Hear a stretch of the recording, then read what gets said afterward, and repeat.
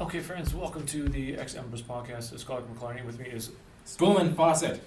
We are teachers at the Chesterton Academy of St. Isidore Learning Center, the world's first and only online Chesterton Academy. This podcast is classical Catholic education in podcast form, where you get to have a taste of the flavor of what it's like to be in one of our online meets and in a class at Chesterton Academy of St. Isidore. And we have students from all over the world because we exist in the digital realm. We have access to everybody, but we are still incarnate beings rooted in a place. And that place happens to be Edmonton, Alberta, well, the Edmonton area. Now, Dr. McLarney, we both grew up here. Yep. If there was going to be an official soundtrack or an official music genre for the province of Alberta, Canada, what would your candidate be?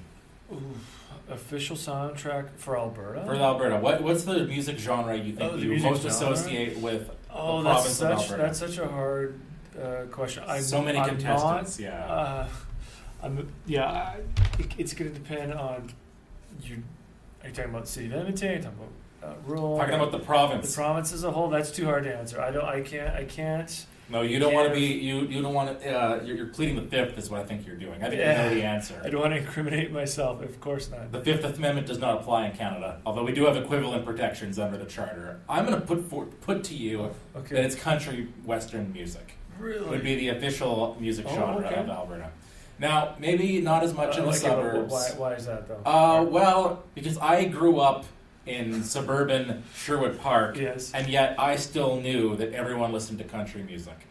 I think it's most closely associated with the ethos. Well, I'll put it to you another way. I bet you there are more songs about Alberta in the country music genre than there are in any other genre. Okay, I know there's Alberta Bound. Big Sugar has what's that? Heaven, Hell, Living in a Basement of Alberta, but I don't know if they're making reference to working out in Fort Mac or not. But there's so many places. Yeah, Eric Clapton has Alberta. I know he's not talking about the province of Alberta, but that's so it's inapplicable. Yeah. Paul Brandt has the song Alberta Bound that Gordon Lightfoot covered. Okay. I guess there's a reference to Alberta in that song, Four Strong Winds. That's Neil Young. Okay. It's probably more folk. That's adjacent to country music. But Bill's got a lot of Canadian references, obviously. He does, of course, yes. Even though he's from Ontario. All Hell for a Basement is the Big Sugar song. All right, and it alludes to Alberta? I think it. I mean, it does. Oh no, Alberta's in the song. Yeah. Well, I think also the fact that we host a Big Valley Jamboree, which I think is a pretty well-known country music festival. It's associated enough with us that we have a student here in Alberta who asked, could we talk about country music on a podcast episode? And just to dispel myths, though, I will interject here a little bit that I grew up in the city. All right. And nobody I knew growing up listened to country until, get this, until I started hanging with my cousins. Okay, so my cousins are from rural Alberta, and they're the first people I actually knew where you turn on the car and there would be country music emitting from it. They eventually moved to the big city, and I don't know if they kept their love of country or not. I think maybe one of my cousins did. But, sure. This reflects Alberta in that I agree with you. I didn't hear a lot of country music growing up, but I knew lots of people who did because I went to school with them, and they all came from the ranches and the farms. Okay, they came into Sherwood Park to go to school. Fair enough. And at one point, we were a pretty rural, small-towny kind of province. You could say those demographics are changing. Well, I think we still are a small town province in the sense that there's 5 maybe metropolises. I'm guessing over 50,000, something like that. Sure. Obviously the 2 major centers. So there's an abundance. And those are concentrated population, but in terms of like land mass, there's more people. There's more places where people listen to country music. Even if there's fewer people listening to the country music because it's sparsely populated. Yeah. Well, and a second example would be my son. When he went away to college, and came back. He went to Olds, Alberta. He went to Ooh, college. Yeah. Small town. We have some students around that area as well. Where the higher education there is Olds Agricultural College, just to give some context for. Yeah, and so on the off chance anyone listening doesn't know about Olds, the reputable city of Olds, town of Olds. Absolutely. One of his classmates actually came from another province, from Ontario, just to learn how to butcher animals. He wanted to live off grid, and so he figured, well, I better learn how to. God bless Alberta. Yeah. So when his second time at a family member, he was in his car, and lo and behold, emitting from the stereo, country music. So he didn't come out and admit it, but it was there. We heard it. He was listening to country. So yeah, it's. I don't know. Okay, I'm going to assume there's still a divide between rural and urbanites in terms of who listens to it and who doesn't. Probably. And that's actually why I somewhat appreciated that our student asked us to do an episode on country music, because it kind of forced me to sort of engage with it, listen to a lot of it, ask other students and even co-workers to submit their favorite country songs. It's a bit, well, in a completely different way. It's a bit like our last episode on Hosier. I probably would not have listened to that album, but for a student's request. Sure. But now I'm quite appreciative of it, and I think I've grown in my appreciation of country music. Okay. And now the context was, so I'll lead in with this. I can save this for later, but I'll give it away. I'm not going to bury the lead. Okay. The insight that our student had was, country music seems very rooted in place, in location.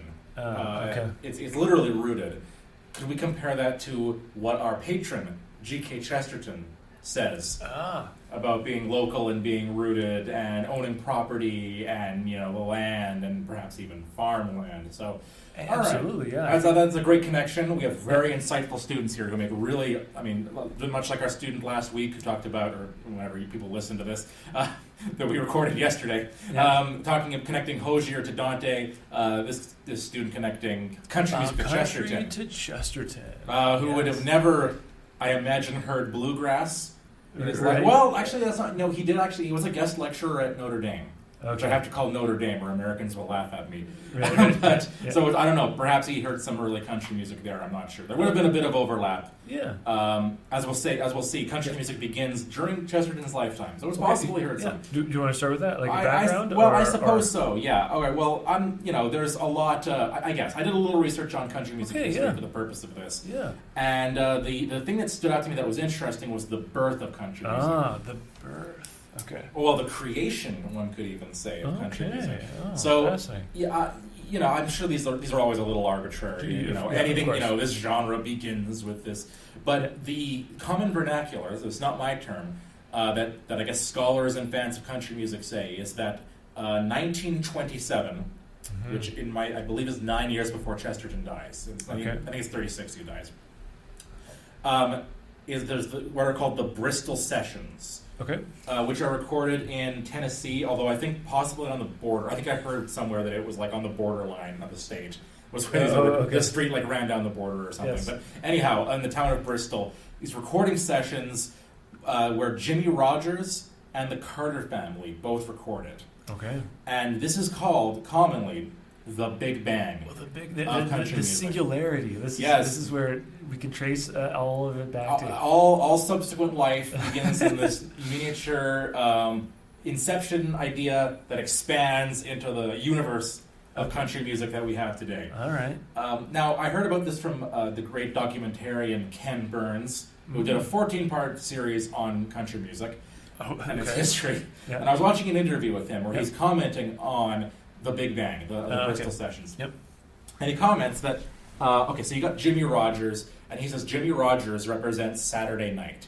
Oh. He kind of represents sort of like a bluesy, jazzy element. He's a bit of a rascal. What was the word he used? He termed him a rapscallion, I think was the word, the noun that Ken Burns had for him. Now the Carter family, and this is Ken Burns' language, represents Sunday morning. They represent the values of church, of mother, of family, of tradition. So at the Big Bang, you have these two elements, but you have both Saturday night and Sunday morning present.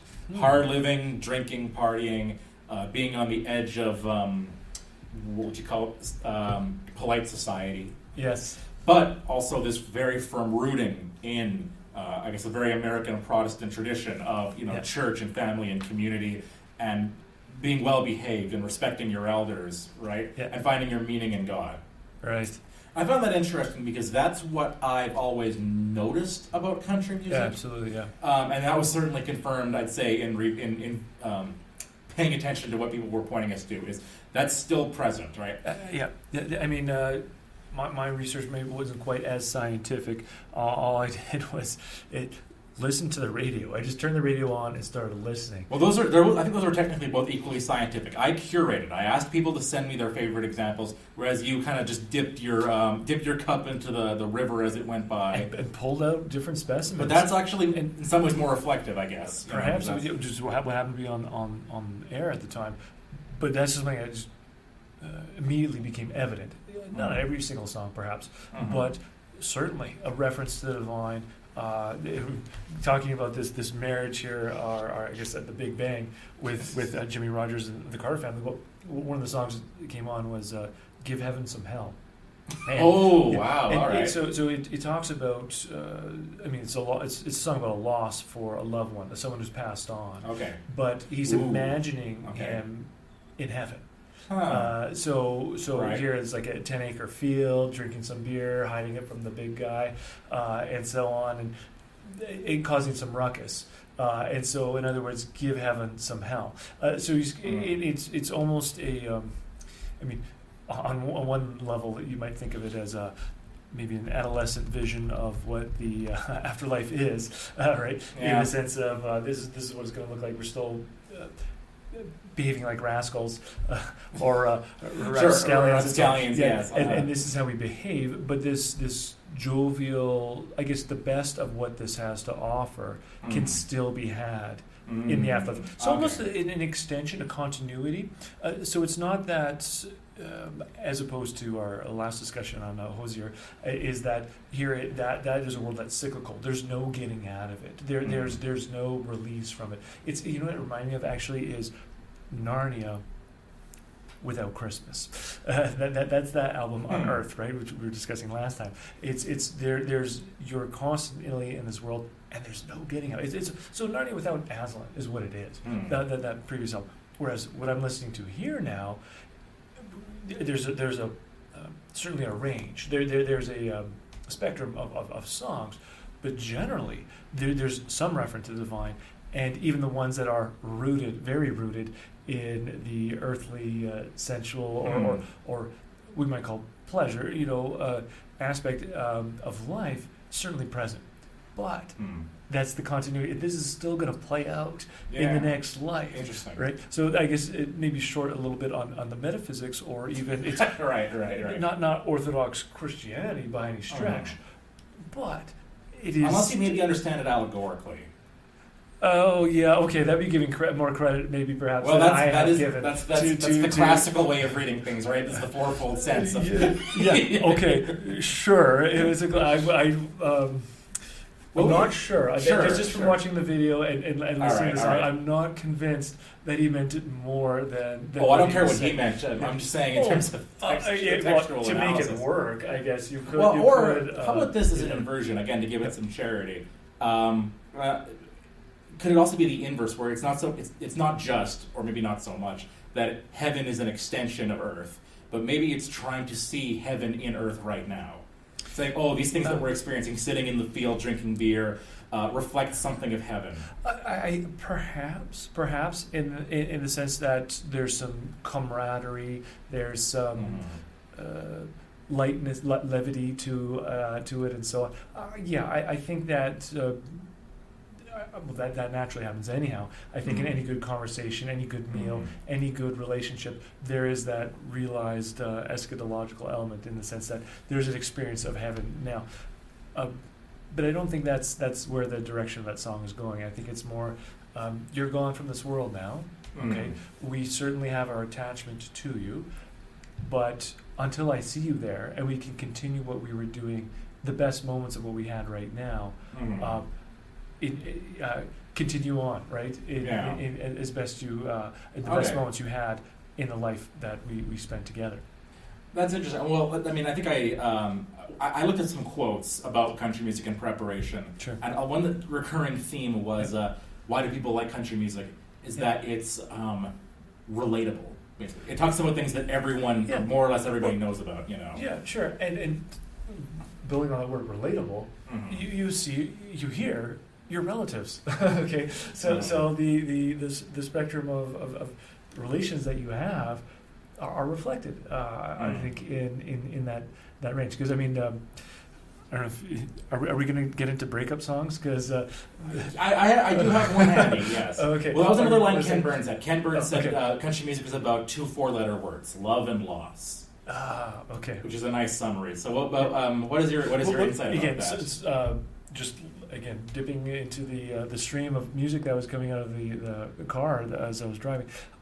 2 breakup songs had come on. Okay. One was by Carrie Underwood. Let me get this one right. Undone is the song. Undo It. And what I liked about this one is it was almost like the undo function in Word. She doesn't make any reference to that, but that's kind of the tenor of the song. Basically, the relationship went bad enough that you set my world on fire. World on fire. Yeah, it's all long gone. I'm watching the flames grow higher and higher, and I can't move on. So basically, it's she wants to undo this guy's existence in her life. Okay, so it's there's no melancholy, there's no relishing the past. It's just like I just wish I never knew you. Yeah. And I wish you just we could just. I could go back and that would have happened. So that's one way to break up. It's like that was such a waste of my time. Sure, yeah. Okay, another breakup song, which was 2 songs earlier, was from Nate Smith, "World on Fire," and here he's similar imagery. Okay, but there he's talking about it's not rage so much at his ex, as opposed to. The breakup is such that it's melancholic. He's looking back at the relationship, and he's in such shock that he can't move on past the loss. So it's not regret, like he's mad so much, and he wants to take vengeance or something like this on his ex. But it's almost like this has broken my heart so much. I'm frozen. All I can think about is the good that was in the past, which is no longer I have no longer access to. Okay. So it's not in undo in the sense of let's delete this. Right. Yeah. And I wish it never happened. It's almost like I'm stuck in this moment. I'm frozen here that I can't move on past this eruption which has now happened in my life. So, I mean, you have a range. I'm sure if we listen a little longer, we'll hear some other breakup songs, but it's just a different type of reactions to that you talk about love and then loss. Because with any love, there's always a risk of loss. And even that give heaven some hell is a type of loss, right, of a loved one. Yeah. But here it's particularly romantic, and so that loss is you can take it different ways when things fall apart. That's it. Yeah. That's well. So that kind of speaks to, so like Carrie Underwood also has songs like Jesus Take the Wheel, right? That's one I remember from back in the day. Okay, so you have, but then, God's not going to come through in her songs.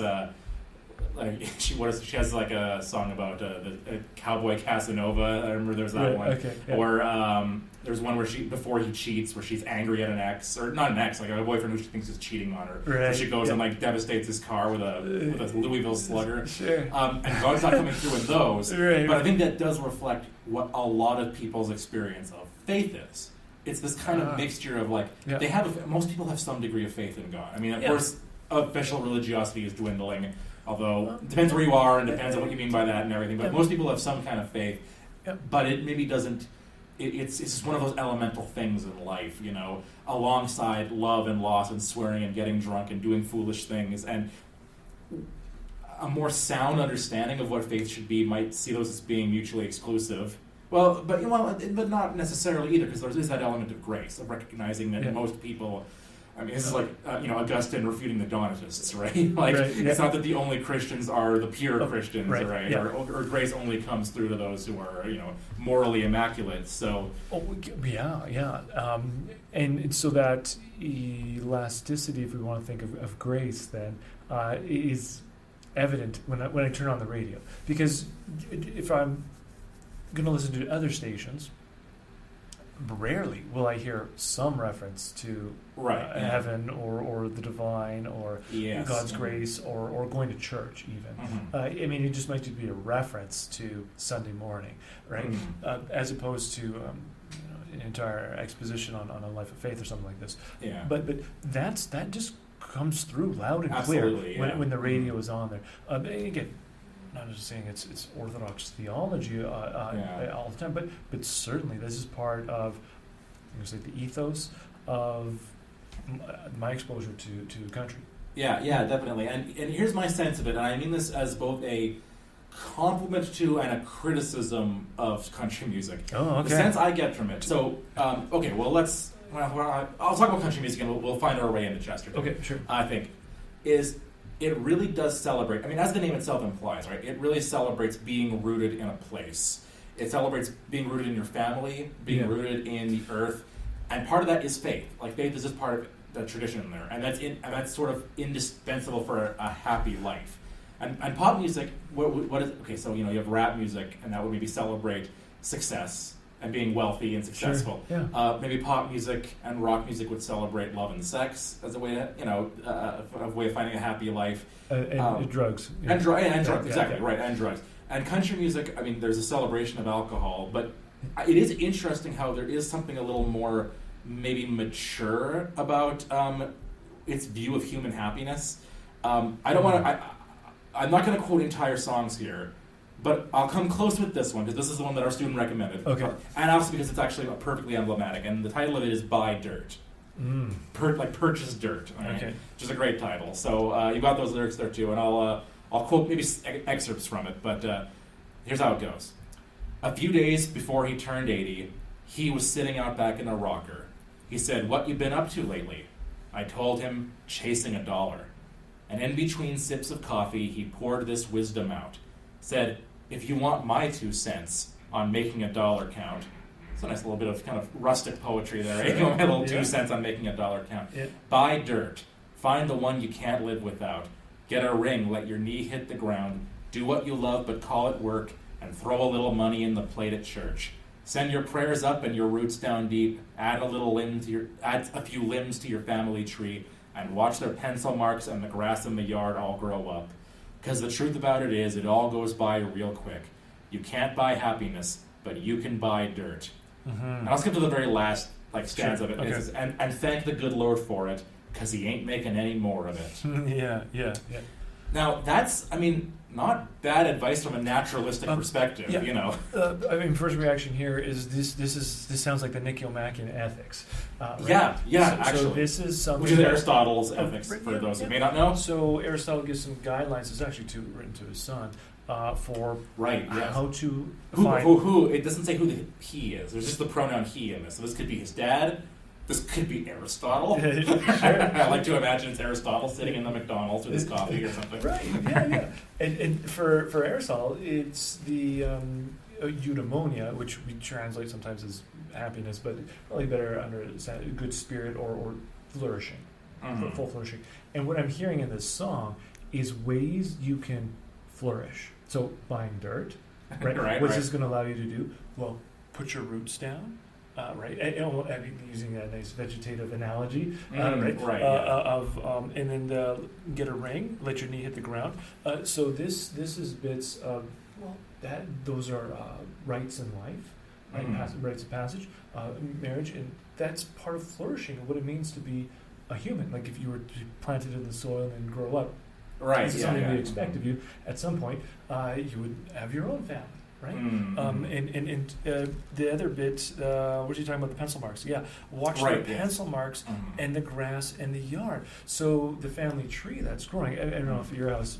I actually forbid my kids to do this because it got so unsightly. But they would start writing on the wall their different heights. Oh, sure. And at first it was cute until they started doing when their friends came over. It's like, sure. okay, we have a little too many marks now on the wall. Is it your fault that you have two-digit number of children? Does it lose its novelty after children number 7 or whatever? That's a good point, actually. But it just, if they would have, had neater writing or something. But in any case, they need to color code them, really, so you can see each of their individual progressions or something. But rings in a tree, right? Yeah. They give you the centers of how long this tree's been around and so on. So a flourishing of a human life is going to involve some of those pencil marks, right? These are signs of what it is. And, throw in little money in the plate at church. Well, cherish. Sure, right? yeah. And and thank the good Lord for it, He loves a cheerful giver, right? Sure, And so these sound advice for one of the cures, some commentators have made this for society today, is get beyond isolation, which is something that often identity politics will do. That you filter into different groups, right? And you just and grow a family, right? Have a family. Get some. You don't have control of this necessarily. Some cousins, all right? Sure, some aunts and uncles. If you can help Spend time with them. Right? Sure, yeah. And it's easier if you live in one place. And you're not all scattered all over the world, right? And of course, by extension, in the church, you have a new family again, right? Sure. Yes. With God as our Father, and so on. So these are ways in which we can alleviate anxiety, which we can increase our joviality, and find what if you're thinking of a sociological perspective, at least what Aristotle is talking about in terms of eudaimonia, right? We can find a deeper meaning to what we're doing, going on. Making our dollar count. And of course, Aristotle's pre-Christian, which is why he's in the limbo of the pagans, right? For Dante. Yeah. So this gets into deeper topics, of things that neo-scholasticism came up with that are kind of contested by Vatican II era theologians. But I think it's helpful to think of it this way: that humans, in a sense, have two ends. Right? Oh, okay. So there was a recognition it seems like it's in Thomas Aquinas. He talks about grace builds on nature, right? That we have a natural end, which is what it means to be human, and then there's a supernatural end. Okay. So as human beings, what it means to be a rational animal is that there's certain goods that you need to fulfill your end, your telos, to be fulfilled, right? Yeah. That would be, it's the three kind of goods. There's self-preservation, like you want to live as long as you can. Yep. You want to reproduce, and you want to be social, right? And so that's familial. It's ultimately the community. It's the polis, the political animals, right? And God is part of that, right? Part of the virtue of justice is that you acknowledge that there's a prime mover or whatever, and you acknowledge him and pay him due reverence, just like you do justice to everybody else. And that's what it means to be. You couldn't be human and not have those be good for you, because that's what it means to be a rational animal. Okay. Then there's this additional thing, though, where God did not have to save us.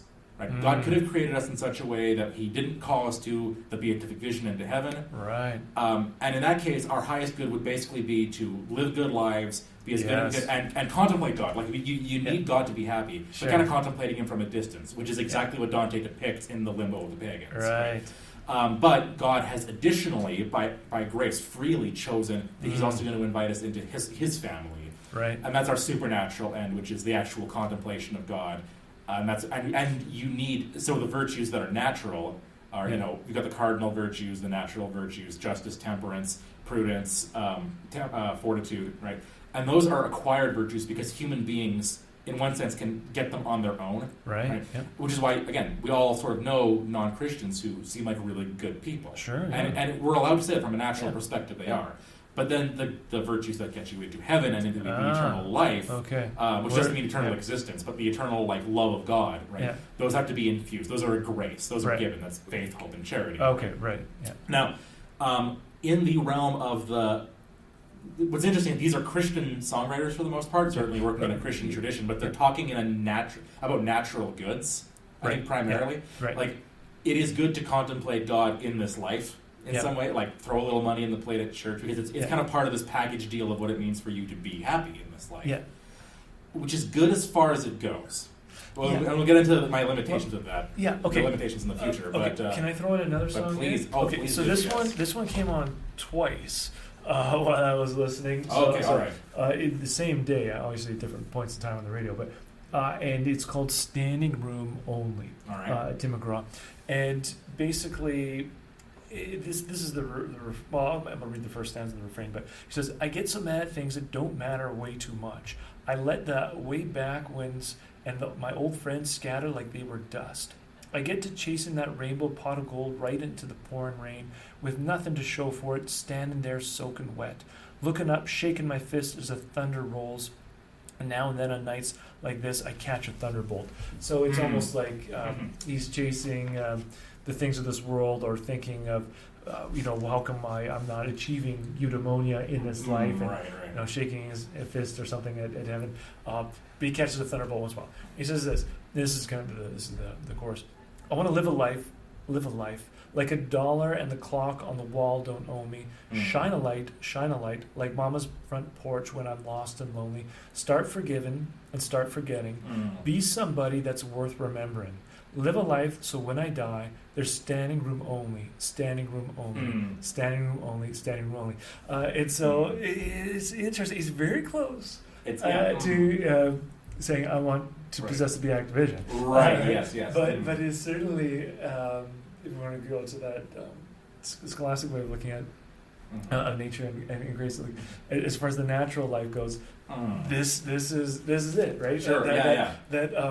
That's about the best you could hope for from this life, and it's pretty good as far as it goes. And he continues on. "I don't want to take my grudges and my old regrets. Right? I'll let them go. I want to take my grudges, my old regrets, and let them go. I want to learn how to say a lot more yes and a lot less no. Girl, I want to dance and shout and love and out loud and come alive. Don't want to be the cool guy, the guy too cool to laugh and too scared to cry." So it's the desire for completion is what comes through here. And this is, again, certainly being reinforced by the community, the polis, who's going to witness there at his death, so that they can acknowledge, like, yes, this was a just man, and he lived a fulfilling, a life worth emulating. Well, so this is a model who's come before us. And as far as music goes, for someone, especially for a young person, right? I mean, I guess it could be any age really, but we all need models in life, do we not? And this a model gives us an exemplar, a type of person, almost like an archetype, not quite an archetype, but someone to live up to, right? And so, if you can appropriate lyrics like that, and have that same desire to live a life that people acknowledge enough that from all around they're going to show up at your passing, because there is a genuine loss and also respect to pay for what you've done in life. I mean, the lyricist is not saying he's there yet, but I want to. And so there's that anticipation as well. To me, if we're going to listen to something that and there's something that I want my kids to, playing in the background, I'd probably want this song going than a lot of the other ones that. So you don't have to be ashamed of listening to it, or first person to admit it. Well, this seems like a good entry into Chesterton, because like what you're talking about, it requires, and Aristotle would agree with this, it requires certain preconditions. Right. So, like, if you want to own dirt, it has to be affordable and available. Right. If you want, you mentioned, your cousins. Well, if it's an economic system that kind of atomizes people and throws them all over the world. Yeah. Well, through not necessarily anybody's fault, but individually, it's very hard to maintain that, right? Very few people are living in the same place forever now, or working in the same place for a long time. Even more than 5 years. Absolutely, and I mean, there's that's complicated. I'm not just giving a flat and that's a bad thing and shouldn't have happened. But you have to understand what's entailed in that. And Chesterton was very appreciative of this. And Chesterton himself was extremely urban, right? He certainly wasn't a farmer himself, but he had he has a passage in his book Heretics. And when I first read it, I had never lived anywhere other than Sherwood Park, which is the world's largest hamlet, but a hamlet nevertheless outside of Edmonton. Okay. And I remember thinking, and I'd barely ever been outside the province, let alone outside of the country or the continent. Yeah. And I read this passage, and I thought, did he just write this to make people like me feel better about myself? Oh, okay. Yeah. And I have since lived for 4 years in China, and I'm going to say he's correct here. Okay. Where Chesterton actually says, he's talking about Rudyard Kipling, who's very cosmopolitan, right? Like he was, I think he was born in India, obviously a big advocate of British imperialism, which Chesterton criticized. Yep. And Chesterton, and there's a degree of Chestertonian exaggeration here, a little bit. Sure. But also a Chestertonian truth, where he says, it's in a sense the person who's never left their village knows more about the world than the person who's like a cosmopolitan who trots all over the world. And here's just a couple of excerpts I pulled. You have them there as well. The globetrotter lives in a smaller world than the peasant. He is always breathing an air of locality. London is a place to be compared with Chicago. Chicago is a place to be compared with Timbuktu. But Timbuktu is not a place, since there, at least, live men who regard it as the universe, and breathe not an air of locality, but the winds of the world.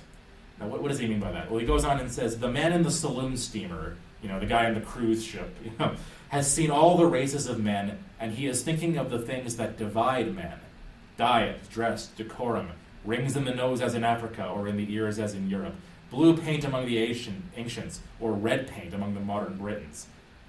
But the man in the cabbage field has seen nothing at all. But he is thinking of the things that unite men. Right? Hunger and babies, and the beauty of women, and the promise or menace of the sky. And so the person who's only ever lived in their little village, they've seen life and death, right? They've seen weather, right? They've seen, they've thought about God, right? They've struggled with breakups. You could say the things that are the most elemental and universal and human. That's what they've seen, as opposed to the globetrotter who sees the world as a bunch of compartmentalized sections. He has a line too about again, he alludes to it in this passage, but for the person in the village, that village is the universe. Whereas for the globetrotter, the places he visits are a brief kind of cascade of dust. You visit China for a bit. Oh, China is the rice fields. China's the forbidden city, right? It's these big places you can visit and then leave, right? Whereas if you really live in a place and love a place, it's not a place for you. It's just life, He goes on and says, the more dry and dead and dusty a thing is, the more it travels about. Dust is like this. He says, fertile things are somewhat heavier, like the heavy fruit trees on the pregnant mud of the Nile. In the heated idleness of youth, we were all rather inclined to quarrel with the implication of the proverb, which says that a rolling stone gathers no moss. We were inclined to ask, who wants to gather moss except silly old ladies? Yeah. But for all that, we begin to perceive that the proverb is right. The rolling stone rolls echoing from rock to rock, but the rolling stone is dead. The moss is silent because the moss is alive. Mm-hmm. Now, again, Chesterton himself, he visited America, like I mentioned. He visited the Middle East. He wrote about that in his book on the New Jerusalem. So obviously he didn't live out this life of living in one little farm your whole life. Yeah. But he sees the merit of it, and he advocated an economic system that would promote that, right? His distributive system, where the ideal would be that anyone who wanted it, let's say, could have 3 acres and a cow. Right. All right. Yeah. And he had applications of this for the city too, right? Which is kind of his advocacy of the guilds and all this kind of stuff. But finding rootedness and depth in the place where you are. For example, his novel Napoleon of Notting Hill is about that, right? Adam Wayne, the character, he defends zealously Notting Hill. The little neighborhood he grew up in. He fights for it like it's the universe, right? Against the encroachments of the rest of London, right? Yeah. And for him, it's the whole world. And he's willing to shed his blood for the virtue of this patriotism he becomes the Napoleon of Notting Hill. Right? So he finds application to it in the city. I wonder if that's one reason why some urban people like country music, is it kind of speaks to that thing that we don't have as much in urban settings. Oh, okay. So there's an appeal because it's speaking to something that you wish you had more of. Yeah, exactly. Yeah. So it's almost an ideal. Or had it easier. Yeah, for sure. It's an ideal that you don't possess. Yeah. Yeah, absolutely. Yeah, I mean, what a great quote. It gives on one hand it makes me want to cry, and the other one it gives me great hope. So in terms of breaking down, like what a challenge, what a it's almost laying down the gauntlet, I think, for any of our students, and anyone who uses social media or is absorbed in the world of Netflix and so on. Because why? Well, this you're talking about the globalized the globetrotter is compartmentalized, right? Yeah. And in this tiny little view where their world is fragmented. So when they're in a place, they're not actually fully present to it, but rather that they're they're always comparing it too, right? Yeah, like, I mean, when I was in China, I would think, I missed this about Shanghai. Shanghai has a better view in its restaurants than Shenzhen does, or you know what I mean? Like you see them as places that you can compare and like one place better than the other, and or it's just a place for you to pass through on a road trip, right? And it barely exists for you at all, you know? Yeah, as opposed to who's sitting across from you at the table. Right? Or as opposed to what exactly am I eating and where did it come from? Right? So as opposed to just being in the moment in that presence, and I guess it comes back again to receptivity, but of reality around us. So you're thinking of a disposition of the mind, attitude of the heart. But here, so the part that makes me want to cry is what a challenge to people today, especially young people. I mean, walking through the schools and so forth, when in brick and mortar, at lunchtime, if 5 or 6 friends are sitting around together, for sure, 2 of them are like this, right, in front of a screen. There might be 1 or 2 actually eating food, and there might be one conversation that's going on. The other day, our colleague was explaining how one of her, a couple of friends were over, our son's friends were over at her place, and she took a picture of them because they're all on their phone. It's all 4 of them, right? Yeah. Instead of actually conversing with each other. So we might not be Kipling able to spend time, in different continents and so on. Well, Marshall McLuhan would say, in a sense, we are with digital media. Yes, right, because this time frame of 29 seconds, or making some TikTok video, right, where we can quickly glimpse, and they're very addictive because you're quickly getting a glimmer of what someone else's life is like when it's, of course, staged and so on.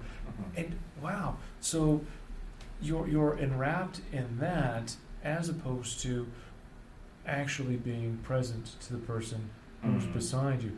And even when you are next to people that you want to be with, right? Yeah. So you're next to your friends and so on. You're having this blockage because you're constantly wanting to refer back to something else, or you want to capture it digitally or whatever. So you can't really sit still. So you can't gather moss. Yeah, right. In that sense. In terms of hope, though, right? This does give hope for someone who, maybe some of our listeners, but maybe we don't have the chance to visit all sorts of different places in our lifetime. I know when I look at the clock, it's like, okay, I don't know how much time I'm going to have later on in life for voyaging, and there's always so many places you'd love to travel. Maybe you say like Ephesus or all sorts of places, the Holy Land, whatever it is, right? Maybe I won't even get there in my lifetime. But that being said, well, what am I going to do then? Right? How am I going to live each moment? Right? And so thinking, going back to Aristotle, well, he would say, live it excellently, moment to moment. And I think that rootedness is certainly key.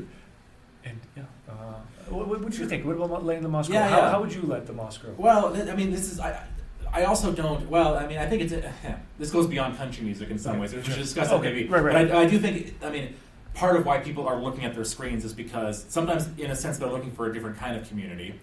right? Sometimes, I mean, for example, we teach students from all over the world, and they may find better association with students who are with them in Chesterton Academy than with the kids around them. The global village, like Marshall McLuhan would say. And the fact, like McLuhan would say, the fact that in some ways through digital media you can be all over the world is not a blanket bad thing. There's advantages to it as well. Sure. The question is, do you just live there, or are you kind of rooted in where you are and stretching your branches out? Yeah, you know? It's to reframe it a little bit. It's when you are in person. Yeah. Okay, so when you are in that restaurant with another person sharing a meal, right, enjoying the view of the Pacific or whatever it is, when you are there, are you really there? Yes. Yeah. Okay, so are you receiving the moment? Yes, for sure. We need to be embodied. We're embodied spirits. Right. Which so there's elements of both. Yes. And again, tying that back to country music, in that this gradient of from Jimmy to the Carter family, yeah, right? There's a gradient there, right? Mm-hmm. But at least it's going to revolve back, right? Yeah. To the for sure, yes. the present. Yeah. Now, should it stop there? Is kind of the problem. This is where is maybe an issue. But go ahead. I mean.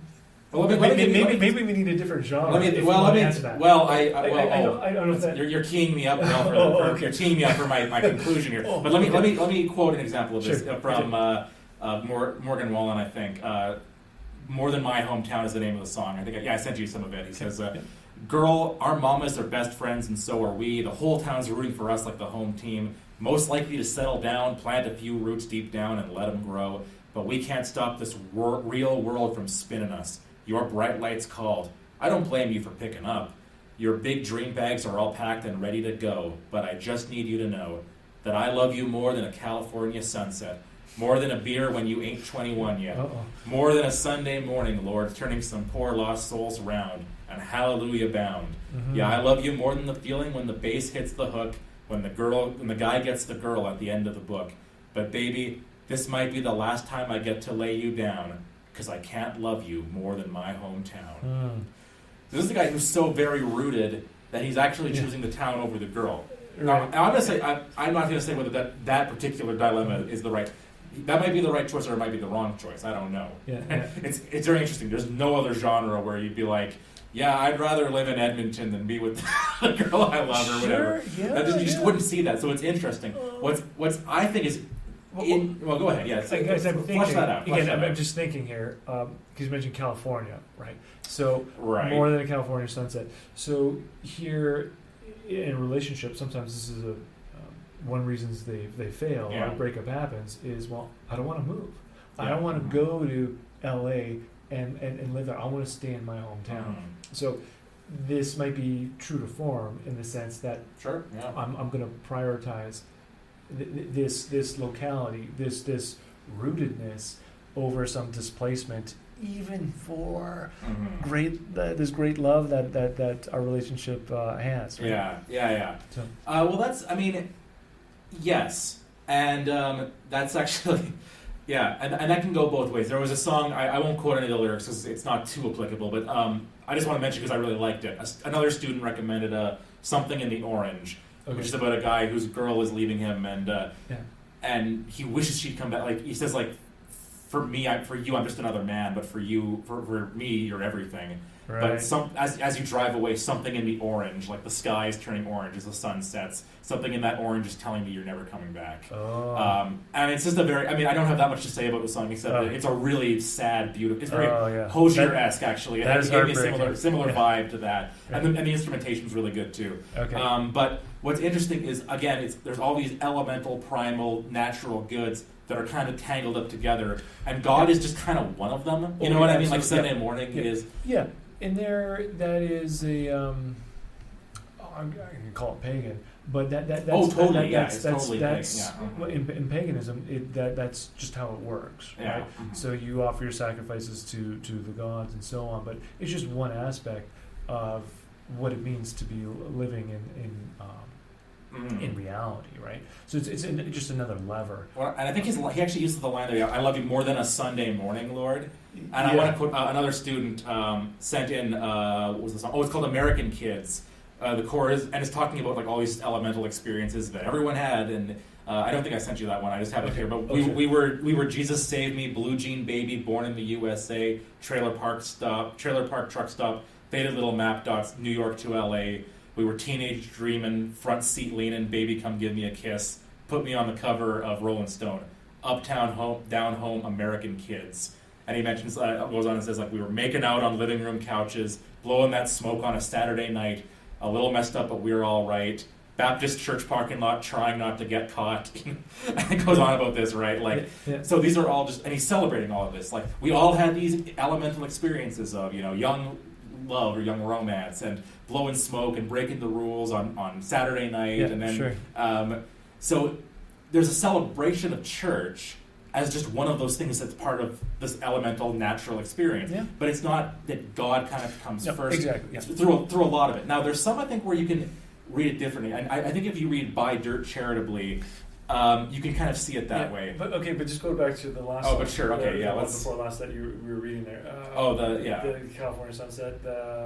So there, in that sense, if you have to choose between many goods, things that are good, it's not always a great moral dilemma. I mean, it's a difficult decision, but one thing's good, the other thing's good, the other thing's good. So, I mean, you can't do all three things at once. So you can't, move to the coast and stay in your hometown, or how is this going to work? And here, faith is just one other of those goods. So it's not really seen as a great dilemma in that sense. Yeah, right? exactly. Because it's just one amongst many. It's just another nature, if you want to think. There's no grace or supernature, if you want to think of it that way, the supernatural, that is all these things are rooted in and going back to. Sure, and I think of the Canadian philosopher who we've mentioned before, George Grant, right? Who was a great proponent of what he called Canadian nationalism, and he's a Christian Anglican Platonist philosopher. And in his we're book, not sure what order that. Depending on the day, what order that is. But what's a Platonist who thinks that the eternal is all that matters ultimately? Why is he defending Canadian nationalism? Right. And his argument was, and Confucius kind of says this too. Confucianism has, this is something I learned in China, right? Trying to root myself as much as I could in China to understand it. Confucianism says something very similar because it's very big on filial piety, right? And I think Confucius actually says somewhere in the Intellect, like, if you can help it, don't move further than a few miles from your parents, this kind of thing. Yeah. But the goal for Grant's explicit about this. He says, loving your own is the first step towards loving the good. Because if you love your own, if you have something that's your own, then you're willing to deny yourself in the service of something else. So, like, you love your country, so you don't want it to be overtaken by the United States. So you're willing to put up tariffs to stop capitalism from America from taking over the Canadian economy, and that means you'll pay more. Like, stuff will be more expensive, but it's worth it to deny yourself because you love your country and want to save and preserve its heritage, right? And that's the first step for him. I mean, whatever you think of that. Yeah, the point is there, like, that teaches you to deny yourself, which means that there's some good that's higher than yourself.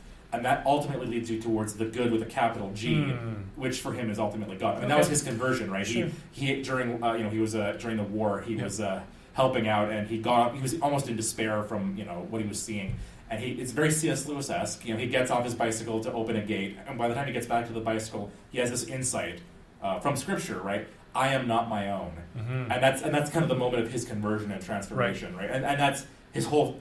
He criticizes liberalism for being individualistic and saying, yes, I am my own, I can do whatever I want. And like family, my body, my country, all of those are subordinate to my desires, right? Don't tell me otherwise.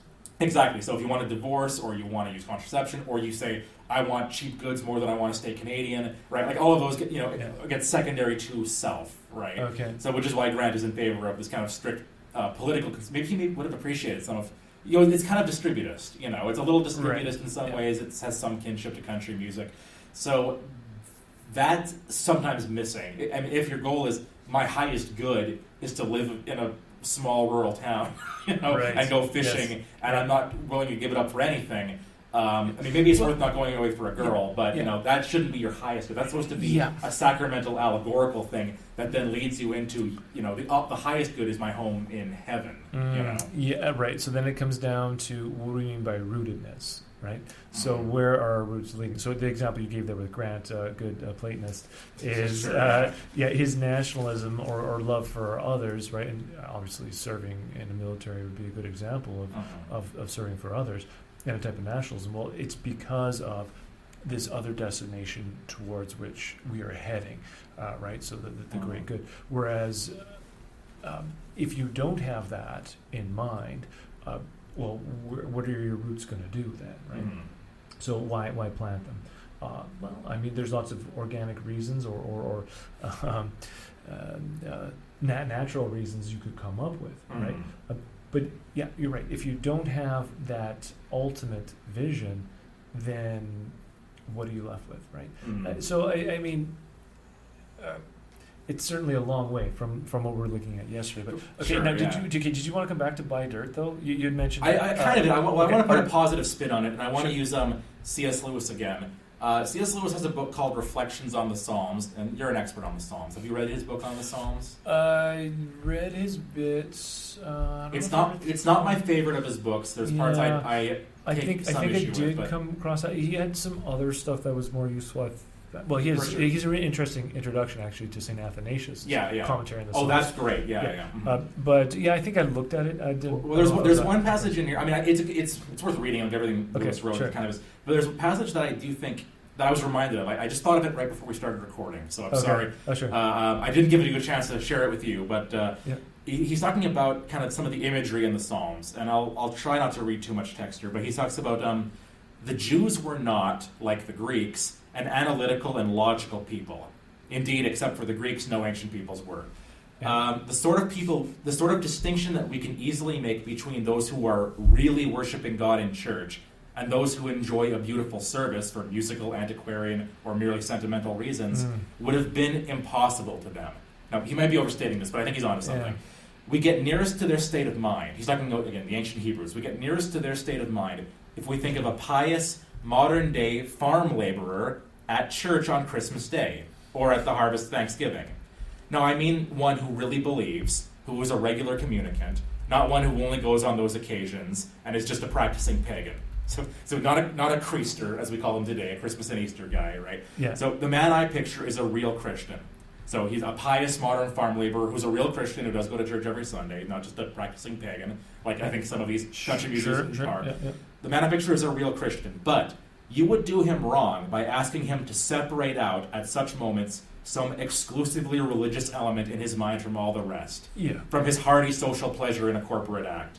His enjoyment of the hymns and the crowd, his memory of other such services since childhood, his well-earned anticipation of rest after harvest or Christmas dinner after church. They are all one in his mind. This would have been even truer of any ancient man, and especially of an ancient Jew. He was a peasant, very close to the soil. He had never heard of music or festivity or agriculture as such things separate from religion. And as religion separate from them, life was one. So he says, this of course laid him open to spiritual dangers which more sophisticated people can avoid, but it also gave them privileges which they lack. I was thinking of that actually in terms of some of this. So you could see Buy Dirt, if you read this as being a genuinely pious Christian, not just a practicing pious pagan, but a real church-going communicant. You can see all that, like the dirt you buy, the family tree, all of that as being not so much like God is one thing in the mix of all these goods that you have, but you could see all of these as they're inseparable from God. You know, like they're all His gifts to you. You give thanks for Him by going to church and throwing some money in it. And I mean, the song ends on that note, and thank God for it. Well, so you could charitably read it as something like the spirit of the Psalms, maybe. Well, absolutely, like Psalm 3, which we looked at. So that ends with, let thy blessing be upon thy people. So Augustine points out that this is an act of acknowledging this is God's work. It's His blessing, it's His people. Right? And so in Buy Dirt, it's all this stuff, all the goods, all the roots, all of that comes from above. Right? And even below is from God's grace as well, right? This earth, the dirt, everything, right? So this is a Eucharist in the sense of Thanksgiving, right? I give thanks, and so this is thank God for that. So there, I think you have I guess capturing what Lewis is talking about there. There's an integrity there between all those aspects of life. It's not the beer sitting on the field, right? Is connected to the church service Sunday morning. Yeah, sure, and he's through God. So the psalmist and others singing the psalms don't have to make that step that Grant, as a Platonist, might have to take, like as Lewis points out, only Greeks would take that further step. So that it's, I guess, more Aristotelian, if you want to think of it that way. Sure, of course, where this is all bound together. We can't really separate form from matter and so on. So for sure. So here's my last thought on it, I guess. It's just I did not grow up with country music, but as I mentioned on this show before, I was raised evangelical. And so my parents would listen to the Christian radio station, and at the time, they've since split. We have two Christian radio stations now, which are, one of them is kind of the modern worship music and pop Christian music, and the other one is Southern Gospel. When I was growing up, I think it was all just one station. It was AM 930 The Light. Yeah. Well, basically, so the AM is... Wise talk, and they have some music once in a while. Yeah, they have the Southern Gospel. Shine FM plays the kind of modern Christian pop music. It's almost not totally, but it's like 95% just music. Sure, right? So growing up, we listened to AM 930 The Light, and so I heard a lot of Southern Gospel music. Right. And I will say there was a period when I was in high school and college where I actually got really into it. And it's very Baptisty. The Confessions of Mr. Fawcett. It is. I haven't listened to it. I thought about revisiting it. I used to listen to a lot of Bill Gaither and Mark Lowry. The Gaither vocal, the harmonies are incredible. The vocal performances are top tier. But I will say, I think it's interesting how there's that real kind of Venn diagram overlap between Southern Gospel and country music. Mm-hmm. But Southern Gospel, it's got a lot of corniness and faults as well.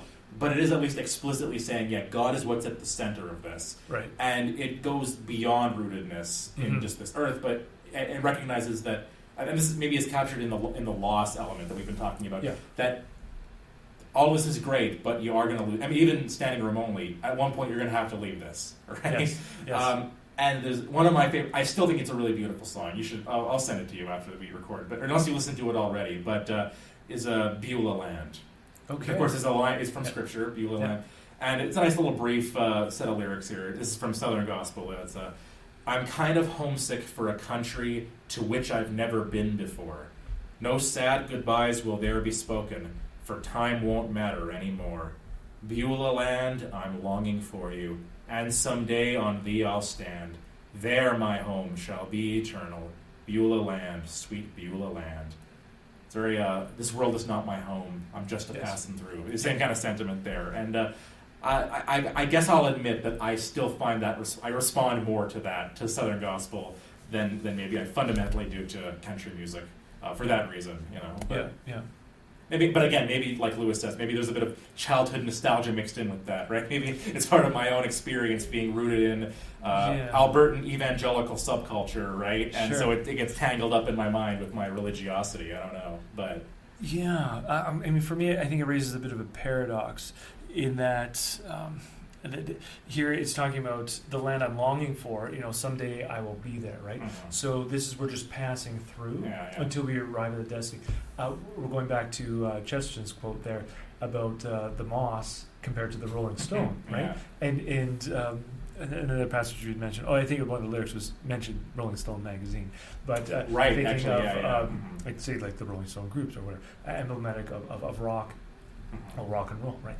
And so this movement is in rock and roll is one that is not stationary, right? There's a dynamism, but it's a dynamism of the unholy trinity usually. Sex rock and maybe in hip hop too. That name hip hop implies motion. Right. True. So you can have and you get that or rhythm and blues. There's that element of movement in rhythm. And again, to tie into we were talking about on the last episode the cyclicalness of on Earth, right? Unreal. So there's a movement, but where is it going to go? Mm-hmm. And I think what we're sensing here in the paradox with country music, some of the songs, that there is more of that moss sense. And I think, and Chesterton points this out, the moss is at least alive. Right. As opposed to being perhaps more shallow and just on the surface of things, and not really experiencing life in the Aristotelian sense of what it's meant to be, right? So there's that paradox. But if you are too moss-like, right? If you are too rooted in the goods of this world, well, that can also be blinding. Right? And I think a song like this gospel song in particular, gives us a lot homesick for a country. Yes. So it can capture, I guess, both, because referencing country, right? You can capture that paradox. Can I suppose live here in country music? If that can work both ways. We're homesick for the country.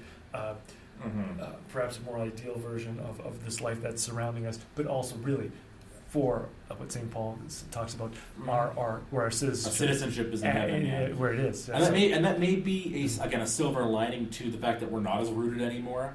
For all the demerits that come with that. Oh, right. Maybe the fact that we don't have that forces us to kind of reminds us that we live elsewhere. I would like to hope that. But in the disconnect that I see amongst most people from any rootedness, I would.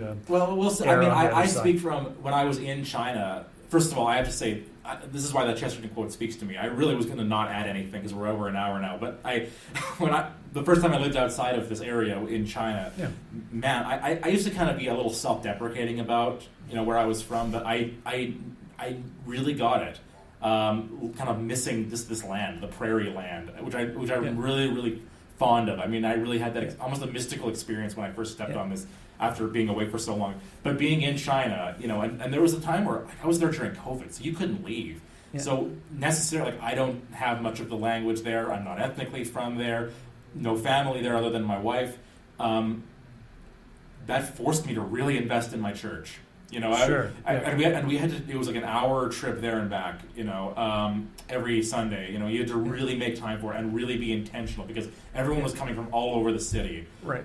So it wasn't like an organic. It wasn't like a parish. Where it's in theory everybody who lives around this church. Right. Everyone had to really make a point of seeing each other and carving time out of their day, out of their week if you wanted to see these people. Yeah. And it was tough, but man, it was. And the liturgy wasn't great. Sure. The homily, the priest didn't speak English that well. Yeah.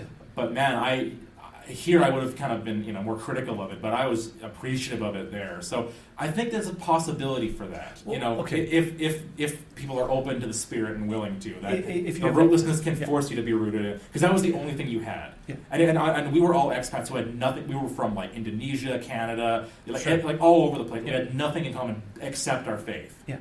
So there's an intentionality there. So there's an extra step which you needed to take. For sure. Yeah. Right. Yeah. In order to not be a rolling stone, but moving on to homesick for that other country. Absolutely. By being rooted together. My time in China was very brief. But my wife and I were parsimonious enough that we take the public transport. So I was just a lot better than here. Yeah, I was just very curious. What is it going to be like being on the subway during rush hour in Beijing? And thinking, this guy with a big beard and bald, I'm going to stick out from the crowd, and I'm just wondering, how are people going to react? What's it going to be like? You know what was breathtaking is that we're on the subway. It's moving. Almost no one's looking at you. 95% of the people have a screen in front of them. The only time they would not have a phone in front of them is if they had to hold on to brace themselves. And it was like passing through. We were just literally passing through, but it was like I was expecting to have some more interaction and some reaction, and even from a distance, but no, it was almost like you couldn't even get that sense from other people other than being in a different world or whatever. It was breathtaking. I'll call it a disintegration of people in such a tight space and everyone in their own silo. Yeah. So the more we become integrated with technology and absorbed into it, that would be my fear. That's why I think this is a nice antidote in some ways. For sure, refreshing. For sure, right? Yeah, you're right. For this, instead of being bifurcated from the person right beside us, but to have a little more rubbing of shoulders and faces, right? Well, and I will say that was another thing that I had to kind of do was root myself there as much as possible. So I did I spent a lot of time walking between my apartment and the school where I work. Okay, right. And there was like a lake that was a man-made lake. It had kind of a nice stone bridge, and it was dirty. And I'd go out and hang out there with my wife as much as I could, and watch. Sometimes sit there at night, especially, or even just like little parks, near our home. I tried to enjoy and soak them in, and just the sights as much as possible, since that was my village, right? The city of Guangzhou was my, Panyu, the suburb of it, was my village at that point. So. And country music captures a bit of that spirit. And there's moments I still am nostalgic for that. That was a nice path I could walk. I hope to visit again someday. Right. And this is ultimately C.S. Lewis's thing, right? Of sensuit, right? It's these things elicit a longing in us that they even themselves can't fully satisfy, because of course you can never go home again. Right? They're Heraclitean flux. They'll be even when I came here. It had been 4 years. It's not exactly the same place. I know if I go back to China, it will not be the same place. This won't be the same place tomorrow, even when we get back, as it is right now. So. I think these moments we enjoy are supposed to leave us kind of wanting more and not being able to deliver on them, Right. But Well, we're homesick, right? For another country. Beulah land. Yeah, that's right. Well, and we'll talk about this more in Johnny Cash's context, I think, in our next recording. Yes. He embodies Saturday night and Sunday morning for sure. Yes. In his life and his person. lyrics. Guy. Definitely. So looking forward to that. But again, thank you to the student who suggested this and to all the students who submitted songs. It was a really interesting journey. To get into that. And we'll see. It'll be interesting when I stop recording.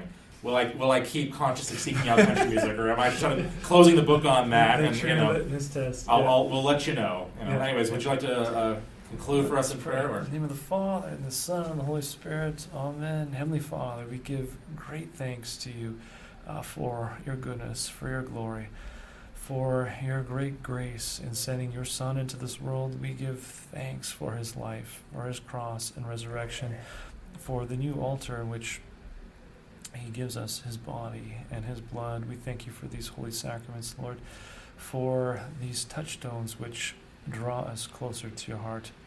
And we pray, Father, that you may bless and guide our journey here below, that we may one day join you in our heavenly homeland. And we make this prayer through Christ our Lord. Amen. In the name of the Father, the Son, the Holy Spirit. Amen.